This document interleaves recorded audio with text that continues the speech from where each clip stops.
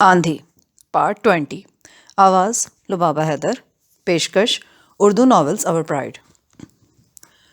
مرغی خانے کا احاطہ کافی وسیع تھا اور اس میں گھاس اور جھاڑ جھنکار کثرت سے تھا۔ خان رحیمی کا ایک ملازم لکڑی کا دڑبہ لے کر آ گیا۔ اس میں چند جنگلی خرگوش بند تھے۔ رحیمی شاہین کو اپنے دائیں ہاتھ کی مٹھی پر بٹھا کر تیار ہو گیا۔ ملازم نے دڑبے کا دروازہ کھولا۔ ایک قسمت کا مارا خرگوش دڑبے سے نکل کر گھاس پر بھاگا۔ رحیمی نے شاہین کے سر سے کالی تھیلی اتار کر منہ سے ایک مخصوص آواز نکالی۔ شاہین اڑا اور تیر کی طرح خرگوش کی طرف لپکا۔ خرگوش گھاس میں گھس گیا۔ شاہین اس کے اوپر اڑنے لگا۔ خرگوش کے ہر پینترے کے ساتھ مقابلے داد انداز میں پینترا بدلتا تھا۔ پھر اس نے غوطہ لگایا اور کمال ہوشیاری کے ساتھ گھاس کے اندر سے خرگوش کو اچک لیا۔ میرے لیے منظر سنسنی خیز تھا۔ خرگوش شاہین کے پنجوں میں تڑپ رہا تھا۔ اس کی دونوں پچھلی ٹانگیں پنجوں کی گرفت سے نکل کر نیچے لٹک گئی تھیں اور جسم پر خون کی دھاریاں نظر آ رہی تھیں۔ شاہین رحیمی کے سر پر چکرانے لگا۔ رحیمی نے منہ سے بار بار مخصوص آواز نکالی۔ آخر شاہین شکار کو لے کر رحیمی کے سامنے آ بیٹھا۔ رحیمی نے آگے بڑھ کر جاں بلب خرگوش کو شاہین کے پنجے سے چھڑانا چاہا تو اس نے چھوڑنے سے انکار کر دیا۔ وہ بار بار اس پر چونچ آزما رہا تھا۔ ابھی اس کی تربیت ادھوری تھی۔ رحیمی نے بمشکل اس کی آنکھوں پر سیاہ تھیلی چڑھائی اور اسے خرگوش سے جدا کیا۔ ایک ملازم نے جلدی سے خرگوش کے گلے پر تکبیر پھیری اور اسے ایک تھیلے میں ڈال دیا۔ رحیمی نے قریب رکھی پلیٹ میں سے کلیجی کے ٹکڑے اٹھا کر شاہین کی چونچ میں دینے شروع کیے اور اس کی ٹانگوں پر انگلیاں پھیرنے لگا۔ پرندے کو سکھلانے کا یہ عمل مسلسل جاری رہا۔ میں گہری نظروں سے ارد گرد کا جائزہ لے رہی تھی۔ دوپہر کے وقت جب سورج سر پر آ گیا تو رحیمی کو اپنے سیاہ چشمے کی ضرورت پڑی۔ یہ چشمہ اس کے بیگ میں پڑا تھا۔ بیگ مرغی خانے کے آفس نما کمرے میں رکھا تھا۔ رحیمی نے مخصوص انداز میں کہا، گرل جاؤ چشمہ لے کر آؤ۔ میں خود کسی ایسے موقع کی متلاشی تھی۔ آفس نما کمرے میں جا کر میں نے دیکھا ایک بے رنگ و روغن تپائی کے گرد 3 خستہ حال کرسیاں رکھی تھیں۔ پلاسٹر اکھڑی دیواروں پر 2 پوسٹر جھول رہے تھے۔ ایک پوسٹر میں چند چوزوں کی تصویریں تھیں جبکہ دوسرے میں ایک توانا مرغ نے چونچ میں 100 روپے کا نوٹ دبا رکھا تھا۔ پولٹری فارمر سے کہا گیا تھا کہ وہ اس نسل کی مرغی والے۔ اب معلوم نہیں مرغ 100 کے نوٹ کھاتا تھا یا اگلتا تھا۔ اس دفتر میں میری دلچسپی کی چیز لوہے کا ایک دروازہ تھی۔ میں گمان کر سکتی تھی کہ یہ دروازہ کسی اٹیچ باتھ روم یا چھوٹے سے کمرے میں کھلتا ہے، مگر تھوڑی دیر پہلے میں نے ایک کوتا قد شخص کو بالٹی میں ایک چیز لیے تیز قدموں سے اس آفس میں گھستے دیکھا تھا۔ اس بالٹی میں نظر آنے والی شے مجھے چونکا گئی تھی۔ یہ ویسا ہی قیمہ نما گوشت تھا جو میں 2 روز پہلے نورے کے مکان میں دیکھ چکی تھی۔ اس آفس میں گھسنے کے بعد جب وہ ٹھگنا شخص واپس آیا تھا تو خالی بالٹی اس کے ہاتھ میں جھول رہی تھی۔ اس آفس میں کوئی ایسی جگہ نہیں تھی جہاں وہ گوشت رکھ کر چلا گیا ہو۔ اس کا مطلب تھا آفس کے اندر سے کھلنے والے اس چھوٹے آہنی دروازے کے پیچھے کچھ نہ کچھ ضرور تھا۔ آخر وہ کیا چیز تھی جسے گوشت کھلایا گیا تھا؟ رحیمی کے بیگ سے اینک نکالتے نکالتے میں فیصلہ کر چکی تھی کہ اس آہنی دروازے کو ضرور دیکھنا ہے۔ خوش قسمتی سے دروازے کے ہضمی قفل میں چابی موجود تھی۔ میں نے اطراف کا جائزہ لیا اور پھر سب اندیشوں اور وسوسوں کو بالائے طاق رکھتے ہوئے آگے بڑھی اور دروازہ کھول دیا۔ سامنے نیم تاریک سیڑھیاں نظر آ رہی تھیں۔ یہ سیڑھیاں نیچے کسی تہخانے میں جاتی تھیں۔ میں دھڑکتے دل کے ساتھ سنبھل کر اتری اور ایک ہال نما کمرے میں پہنچ گئی۔ کمرے میں پہنچتے خون میری رگوں میں جمنے لگا۔ میں نے 3 آدمیوں کو دیکھا۔ ان کے کندھوں سے طاقتور رائفلیں لٹک رہی تھیں اور وہ فرش پر کپڑا بچھائے تاش کھیلنے میں مصروف تھے۔ ان میں سے کوئی بھی اپنے سر کو جنبش دیتا تو مجھے دیکھ لیتا۔ میں تیزی سے واپس جانے کے لیے مڑی، مگر واپس مڑنے سے پہلے میں نے ایک نظر اس پنجرے پر ضرور ڈالی جو ایک دیوار کے ساتھ نظر آ رہا تھا۔ پنجرہ تقریباً 8 فٹ اونچا اور 15-16 فٹ لمبا تھا۔ اس میں بہت سے چھوٹے چھوٹے خانے بنے ہوئے تھے۔ ان خانوں میں باز، عقاب اور شاہین تھے۔ خدا کی پناہ! ایک لمحے کے لیے مجھے لگا کہ میرا دل دھڑکنا بھول گیا ہے۔ وہ ایک مشرقی شہباز جس کی قیمت 40 لاکھ کے لگ بھگ تھی اس پنجرے میں موجود تھا، مگر وہ ایک نہیں تھا۔ اس جیسے کئی پرندے اس پنجرے میں بند تھے۔ اس کے علاوہ گولڈن ایگل اور شاہین تھے۔ میرے ابتدائی اندازے کے مطابق ان بیش قیمت پرندوں کی تعداد 100 سے اوپر تھی۔ اس کا مطلب تھا یہ کروڑوں روپے کا مال ہے۔ میں اپنی کیلکولیشن پر خود ہی چکرا گئی۔ اس وقت اس خستہ حال 4 دیواری کو دنیا کا غالباً قیمتی ترین مرغی خانہ کہا جا سکتا تھا۔ اپنے حواس کو بحال کرتی میں سیڑھیاں چڑھ کر اوپر آ گئی۔ خدا کا شکر ہے کہ میں نے دروازے کو بے آواز کھولا تھا، ورنہ تہخانے میں بیٹھے ہوئے خونی شکلوں والے محافظ مجھے یوں واپس آنے نہ دیتے۔ میں لرزتے قدموں سے باہر نکلی۔ رحیمی نے پوچھا، اتنی دیر کیوں لگا دی؟ مل نہیں رہی تھی، کپڑوں کے نیچے پڑی تھی۔ وہ اینک چڑھا کر نوآموز شاہین کی پرواز دیکھنے لگا۔ صبح کا وقت تھا، ابھی اجالا پوری طرح پھیلا نہیں تھا۔ کوٹھی کے زیادہ تر مکین سو رہے تھے۔ میں پھولوں کی کیاری کو پانی دے رہی تھی۔ آہٹ ہوئی، مڑ کر دیکھا تو سلیم تھا۔ اس کی شیف بڑی ہوئی اور چہرہ ستا ہوا تھا، لگتا تھا کہ جاگتا رہا ہے۔ ثنا، مجھے کل رات والے واقعے پر افسوس ہے۔ میں اپنے حواسوں میں نہیں تھا۔ سلیم، میں تمہیں اتنا کمزور نہیں سمجھتی تھی۔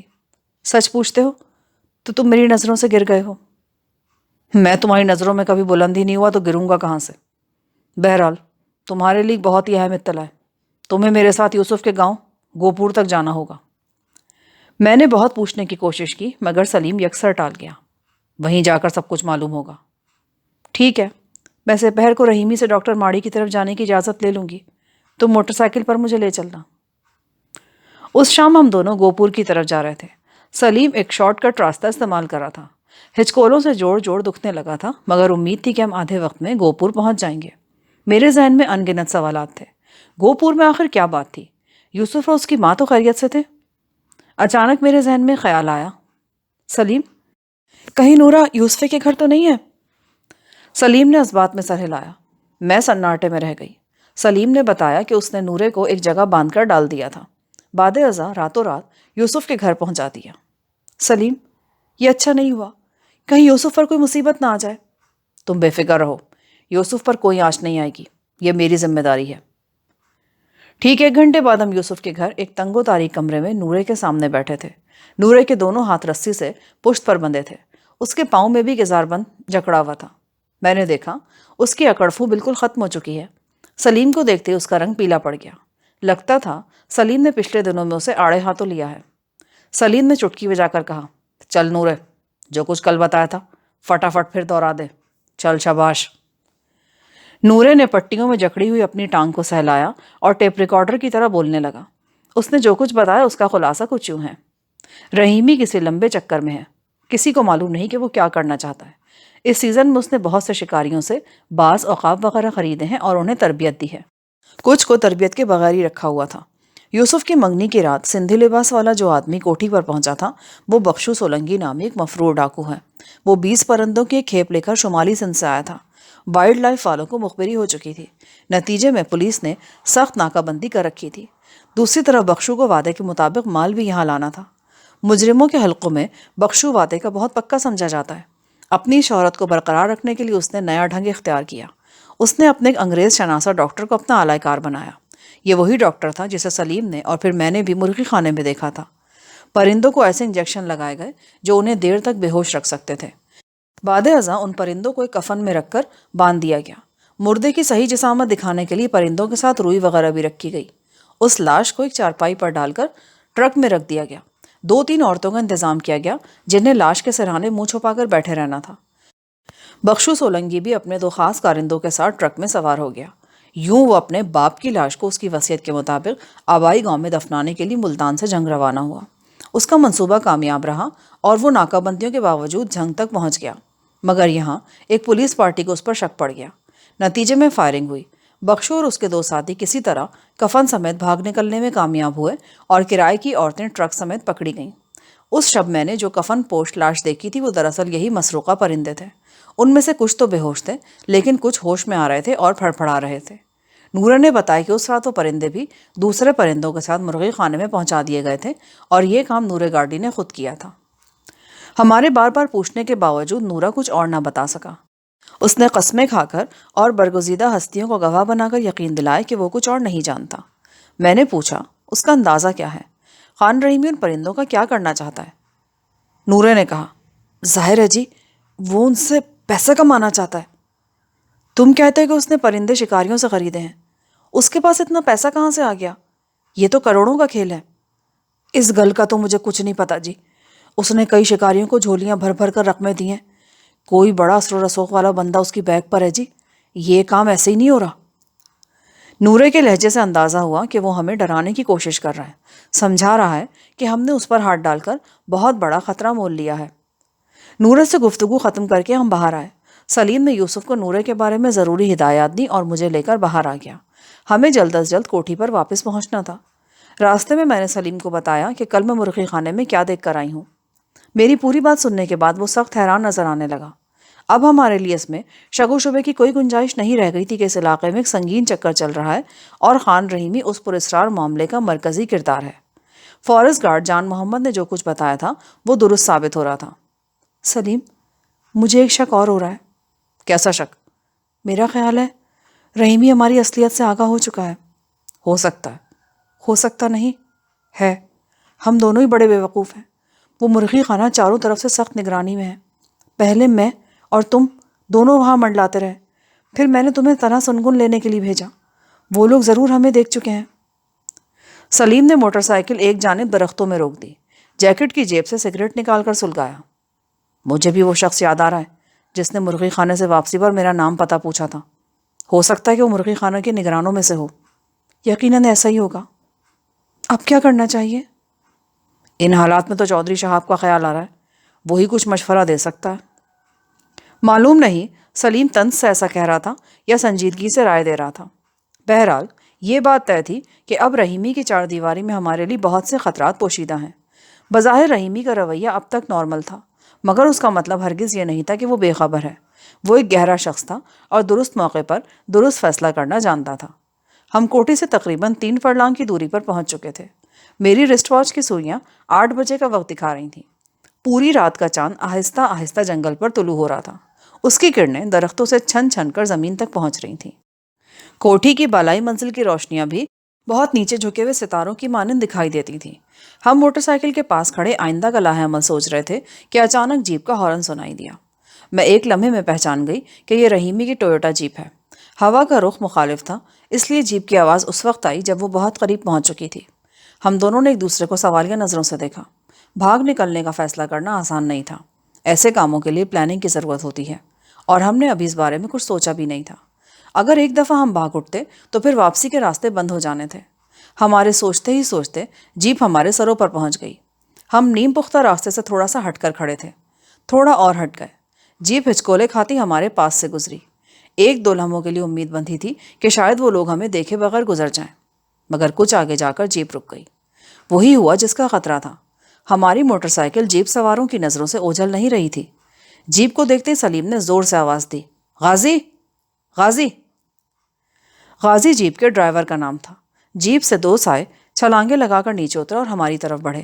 سلیم نے پھرتی سے جھک کر موٹر سائیکل کا پلگ والا تار کھینچ لیا تھا۔ کیا ہوا؟ غازی نے قریب پہنچ کر پوچھا۔ کچھ نہیں، پلگ کا تار ٹوٹ گیا تھا۔ ہم تو پریشان ہو گئے تھے آپ دونوں کے لیے، غازی نے کہا۔ اتنے میں خان رحیمی بھی موقع پر پہنچ گیا۔ وہ حسب معمول مسکراتی نظروں سے ہمیں دیکھ رہا تھا۔ میں نے اسے بتایا کہ کلینک سے واپس آتے ہوئے موٹر سائیکل خراب ہو گئی ہے۔ وہ بولا، بوڑھی چیز کا کوئی بھروسہ نہیں ہوتا، اور جب اسے جوانوں کے ساتھ چلنا پڑے تو بریک تو ڈاؤن ہو کر ہی رہتا ہے۔ پھر اس نے غازی کو ہدایت کی کہ وہ موٹر سائیکل کو ٹھیک کر کے لے آئے۔ مجھے اور سلیم کو اس نے جیپ میں سوار کر لیا۔ غازی کا ساتھی بھی موٹر سائیکل کے پاس ہی رہ گیا تھا۔ جیپ میں اب ہم تینوں ہی تھے، یعنی میں، سلیم اور خان رحیمی۔ رحیمی خود ڈرائیو کر رہا تھا۔ وہ ہنس کر بولا، میں تو فکر مند ہو گیا تھا، ابھی ڈاکٹر ماڑی کے کلینک سے آ رہا ہوں۔ اس نے بتایا کہ وہ تو 6 بجے ہی چلے گئے تھے۔ میں سمجھ گیا کہ موٹر سائیکل خراب ہو گئی ہوگی۔ آئی تھنک قصور میرا ہی ہے۔ اس موٹر سائیکل کی خطا اب معاف ہو جانی چاہیے۔ میں تمہیں کل دوسری موٹر سائیکل دلوا دوں گا۔ اس موٹر سائیکل کا حال تو اس کار جیسا ہے جسے دیکھ کر کسی نے اس کے مالک کو مشورہ دیا تھا کہ وہ اس میں تھوڑے سے پیسے ڈال کر نئی سائیکل کیوں نہیں لے لیتا۔ سر، آپ بھی اس موٹر سائیکل میں پیسے ڈال کر دینوں کو سیکنڈ ہینڈ سائیکل لے کے دیتے ہیں۔ ایسا ہی کرنا پڑے گا، ورنہ پھر کسی روز مجھے تم دونوں کے پیچھے بھاگنا پڑے گا۔ سر، مجھے افسوس ہے کہ آپ کو اتنی سردی میں ہمارے لیے تکلیف اٹھانا پڑی۔ نو فارمیلٹیز گرل، میں تمہیں بتا چکا ہوں، میں تکلف کرنے والے کا سر پھاڑ دیتا ہوں۔ رحیمی کے رویے سے کوئی بھی نتیجہ خاص کرنا مشکل تھا۔ کبھی لگتا کہ وہ بالکل بے خبر ہے، کبھی لگتا کہ وہ ہم سے چوہے بلی کا کھیل کھیل رہا ہے۔ میں نے کنکھیوں سے سلیم کی طرف دیکھا۔ وہ پچھلی سیٹ پر بیٹھا تھا اور پوری طرح چونکنا تھا۔ مجھے اندازہ ہو رہا تھا کہ وہ کچھ کرنے والا ہے۔ اس کے نتنے غیر محسوس طور پر پھولے ہوئے تھے اور آنکھوں میں تیز چمک تھی۔ پھر یکایک وہ سب کچھ ہو گیا جس کی توقع میں کر رہی تھی۔ سلیم نے اپنی جیکٹ کی جیب سے 38 بور کا ریوالور نکالا اور خطرناک لہجے میں بولا، خان رحیمی، جیپ روک دو۔ رحیمی کے جسم کو جھٹکا سا لگا۔ اس نے مڑ کر سلیم کی طرف دیکھا۔ جیپ خود بخود راستے سے اتر گئی۔ رحیمی نے بریک لگا کر اسے روک لیا۔ رحیمی کا ہاتھ جیپ کے ڈیش بورڈ کی جانب بڑھا۔ مجھے معلوم تھا کہ اس میں بھرا ہوا پستول رکھا ہے۔ میں نے اس کا ہاتھ روک دیا۔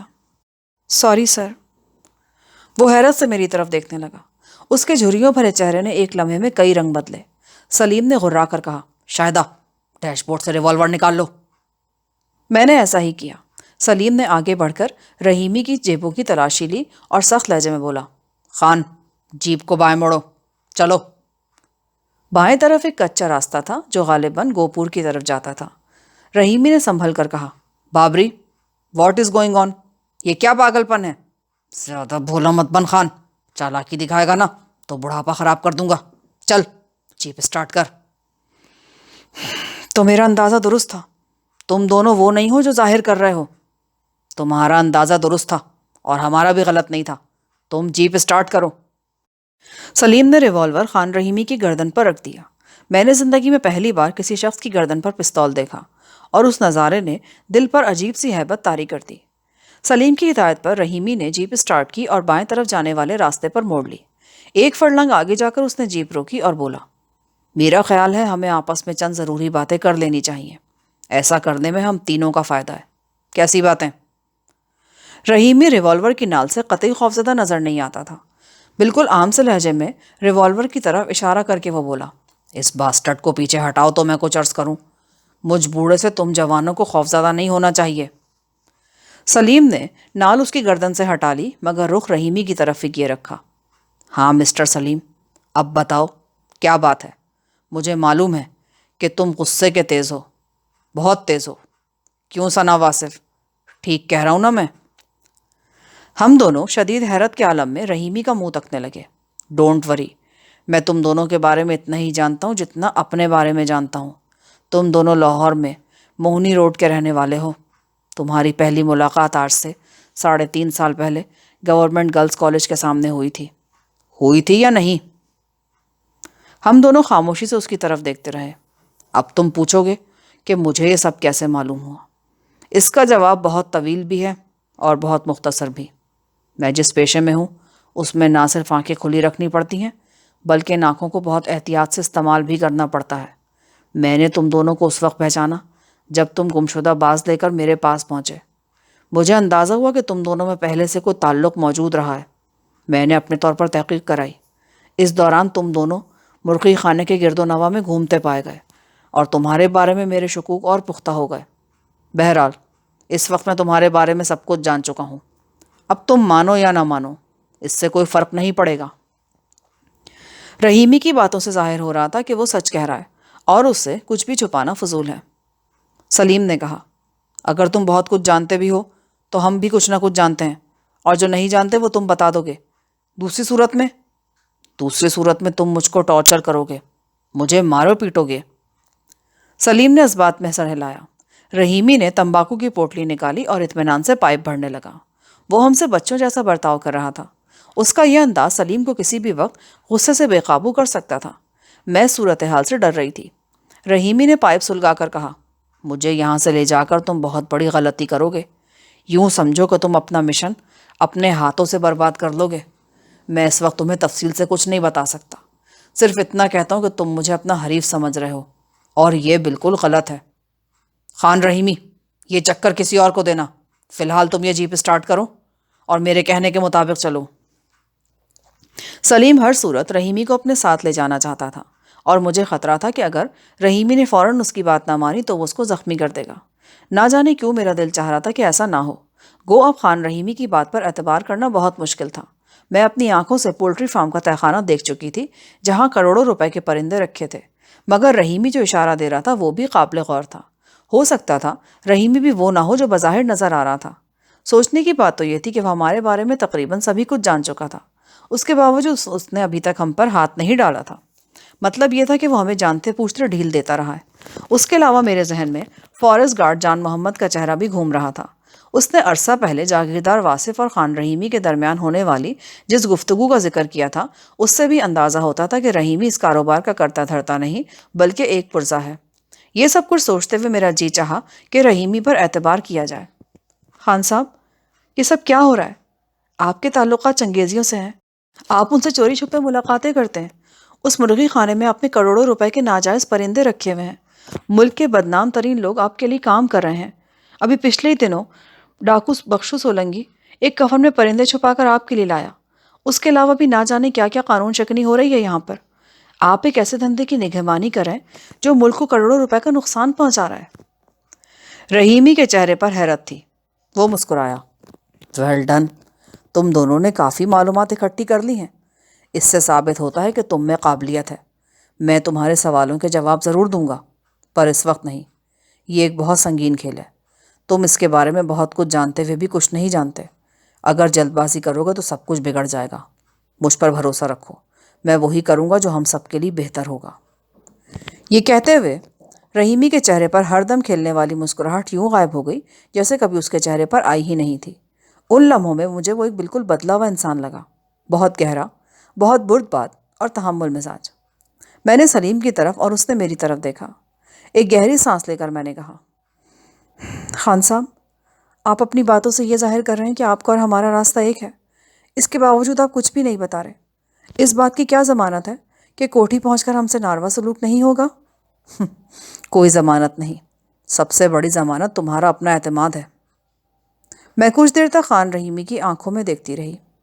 اوکے خان، ہم اس امید پر واپس چلتے ہیں کہ آپ بھی ہم پر اتنا اعتماد کریں گے جتنا ہم کر رہے ہیں۔ ضرور کروں گا، ضرور کروں گا۔ تم دونوں اس قابل ہو کہ تم پر اعتماد کیا جائے۔ پھر اس نے سلیم سے کہا کہ وہ اچھے بچوں کی طرح ریوالور جیب میں رکھ لے اور جیپ کا اسٹیئرنگ سنبھال لے تاکہ جلد از جلد کوٹھی واپس پہنچا جا سکے۔ سلیم نے اس کی ہدایت پر عمل کیا اور ریوالور جیب میں رکھ کر ڈرائیونگ سیٹ سنبھال لی۔ رحیمی نے کہا، اب اگر ہمارے درمیان مفاہمت ہو گئی ہے تو قیدی بھی چھوٹ جانے چاہیے۔ میرا مطلب نور گاڑی سے ہے۔ میں غلط تو نہیں کہہ رہا؟ یو آر 100% رائٹ، سلیم نے اس کے لہجے کی نقل اتارتے ہوئے کہا۔ 3-4 دن بعد کی بات ہے۔ آدھی رات کا وقت تھا کہ کسی نے مجھے جھنجھوڑ کر جگا دیا۔ دیکھا تو دینو تھا۔ آپ کو خان صاحب نے سدھایا اپنے کمرے میں۔ میں نے گھڑی دیکھی، رات کے 11:30 بجے تھے۔ میرا ماتھا ٹھنکا۔ اس وقت خان کو مجھ سے کیا کام ہو سکتا تھا؟ میں نے دینو سے پوچھا، خیریت تو ہے؟ خیریت کا تو تانوں پتا ہوگا، مجھ کو تو جو آرڈر ہویا سی میں نے آپ کو دے دیتا ہے۔ میں اٹھ کر بیٹھ گئی۔ رحیمی کے بلاوے پر جانا کوئی آسان کام نہیں تھا۔ لباس بدلنا پڑتا تھا، بال سنوارنے پڑتے تھے، پرفیوم لگانا ہوتا تھا، چہرے پر ایک مسکراہٹ لانی پڑتی تھی۔ وقت کوئی بھی ہو، موڈ کیسا بھی ہو، یہ اس کے سامنے جانے کی لازمی شرائط تھی۔ دینو عجیب چبھتی ہوئی نظروں سے مجھے دیکھ رہا تھا۔ اس کی نظریں دیکھ کر مجھے خواہ غصہ آنے لگا۔ میں نے اسے جھڑک کر واپس بھیجا، منہ ہاتھ دھو کر لباس بدلا۔ بال سنوارتے ہوئے ذہن میں عجیب سے خدشات سر اٹھا رہے تھے۔ اس کوٹھی میں مجھے 2.5-3 ماہ ہونے کو آئے تھے۔ یہ پہلی دفعہ تھا کہ خان نے مجھے رات 9 بجے کے بعد بلایا تھا۔ میرے تصور میں خان رحیمی کے متعلق وہ تمام باتیں آنے لگیں جو میں نے لوگوں سے سنی تھیں اور جن میں اس کے عجیب و غریب کردار کا ذکر تھا۔ عورتوں میں رحیمی کی دلچسپی کوئی ڈھکی چھپی بات نہیں تھی۔ اس کا ایک جیتا جاگتا ثبوت شوقیہ اس وقت بھی کوٹھی میں موجود تھی۔ وہ ہر وقت بنی سبری رہتی تھی اور اکثر میں نے اسے بے وقت رحیمی کے کمرے سے نکلتے دیکھا تھا۔ اور آج ایک بے وقت کا بلاوا مجھے بھی آ گیا تھا۔ میں تیار ہو کر رحیمی کے دروازے پہ پہنچی، دستک دی۔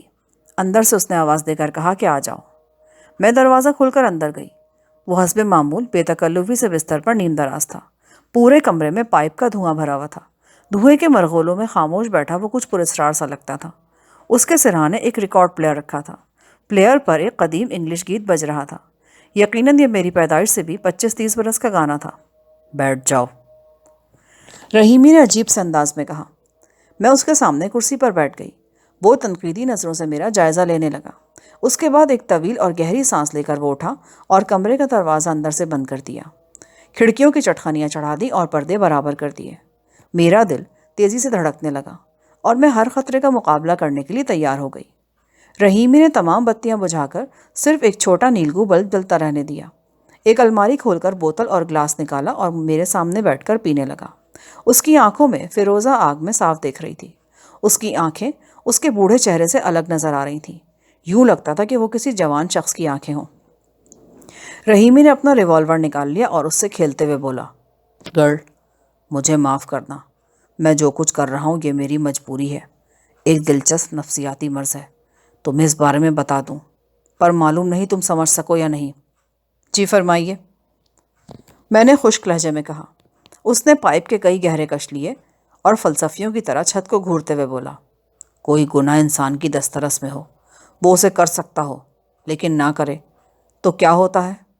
انسان کے اندر ایک قوت پیدا ہوتی ہے، ہم اسے پارسائی کی قوت بھی کہہ سکتے ہیں۔ پارسائی کی یہ قوت قربانی سے حاصل ہوتی ہے، خود پر عذاب جھیلنے سے ملتی ہے۔ شاید تم اس خوشی کو محسوس نہ کر سکو جو اس وقت مجھے حاصل ہے۔ تم میرے سامنے ہو، یہ کمرہ ساؤنڈ پروف ہے، آدھی رات سے زیادہ گزر چکی ہے، پوری دنیا محو خواب ہے، میرے بازوؤں میں نشے کی طاقت ہے اور میرے ہاتھوں میں ریوالور۔ میں تم پر پوری طرح حاوی ہوں، لیکن میں تم سے اتنا ہی دور رہوں گا جتنا میں ابھی ہوں۔ میں تم سے کچھ حاصل نہیں کروں گا سوائے اس روحانی قوت کے جو مجھے محبوب ہے۔ لوگ مجھے عورتوں کا رسیا سمجھتے ہیں اور میری عمر دیکھ کر مجھ پر انگلیاں اٹھاتے ہیں، لیکن شاید تمہیں سن کر حیرانی ہو کہ پچھلے 40 سال سے کوئی عورت میری زندگی میں نہیں آئی۔ Is it not surprising?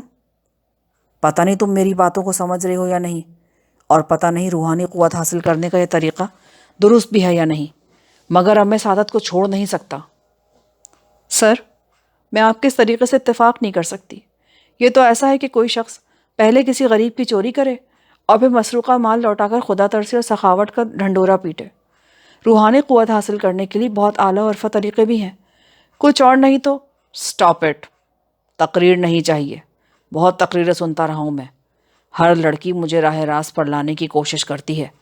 اپنے خوبصورت ہونٹوں سے کچھ ہلکی پھلکی باتیں کرو، کچھ دلچسپ واقعات، کچھ ہنسی مذاق کے قصے، تاکہ یہ شب آسانی سے کٹ سکے۔ میں اس گورکھ دھندے کو سمجھنے کی کوشش کر رہی تھی۔